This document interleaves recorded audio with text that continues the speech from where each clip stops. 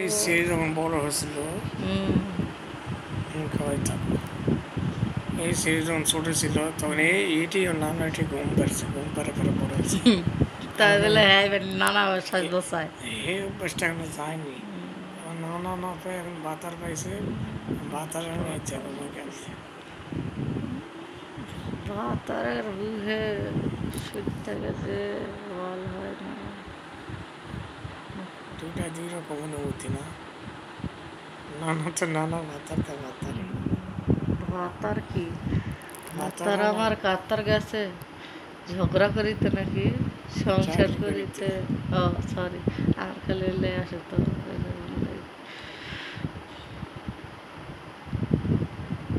তারপর তারপর খবর কি? তোমার নানার কাছে যখন শুয়ে থাকছো তখন কি নানারি করছো? করছে না দাড়ি ওর ধরে, মতো ফাজিল লক্ষণকার। না দাড়ি ধরে টান করিসনি। তার ধরে টানাটানি করছে।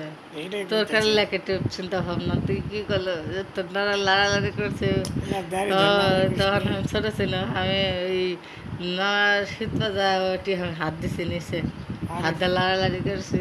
না না বলছে দাড়ি ধরে নানারি করিসনি, দাড়ি ধরে তো টানাটানি দাড়ি তো টানবে, তো দাড়ি ধরে ঘুমাই দাড়ি যাবে। ধরে নানারি করিসনি। তুই যে কথা কসু তুই দর্শকেরা কবে কি লাগে। আমাকে দেশের ভাষা এরকম। দেশের ভাষা না, ওই তেলা পোকা খালি হামাক সুমা দেয় দুবার আসে ওই দাইলো। কুন্ত্রি মুখটা যে আসলে দেখেছো, আল্লাহ সি সি সি। পানকুট আমি কি দেখছি নাকি?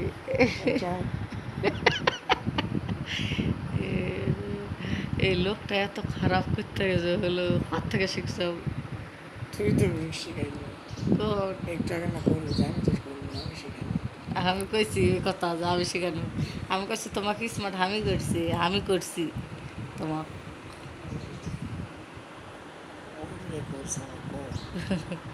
আমি করে করে স্মার্ট বানাইছি, আগে নন স্মার্ট আসছিল,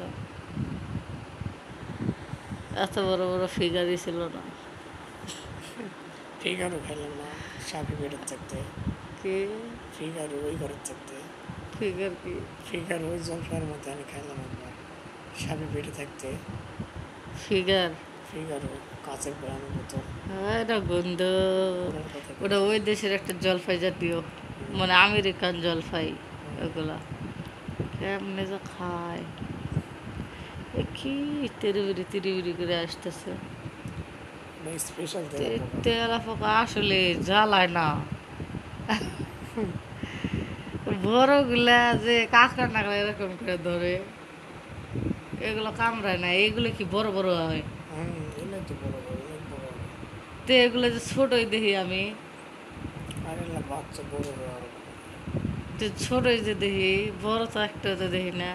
বড় হতে হতে পাইলে চলে যায় ঘরের দিকে। ও, এই জন্য আচ্ছা তেলা পোকা মারার কি যন্ত্র কি?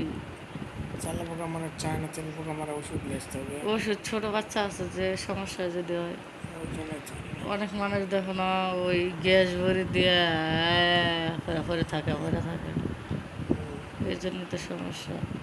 কি একটা তিরিং বিরিং যে করে মেজাজ খারাপ হয়ে যায়। একটা ঝাঁকা ধরে টান মারবে কিলবিল কিলবিল কিলবিল করে বার হয়, মনে হয় সবগুলো ভর্তা করে তোমাকে খিলাই। খিলাও খেলাম, পাওয়ার পারবে না। আমি ভাজি করে তোমাকে দিব একদিন। তাই হ্যাঁ, তাই তুই এই ভয়ে দূরত্ব বজায় রাখিস, কিসের ভয়? মানুষ পায় না, তুই ও তো আমার করে করা লাগবে না, তোর খালি চিন্তা ভাবনা খারাপ খারাপ। আমি তো সেই কথা কেন, না তো আবার কি?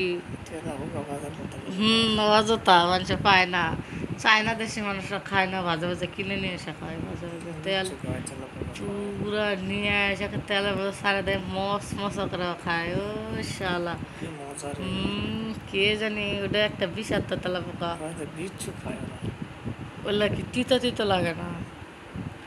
ওরা মনে হয় মেডিসিন দেয় সব বলে যায়।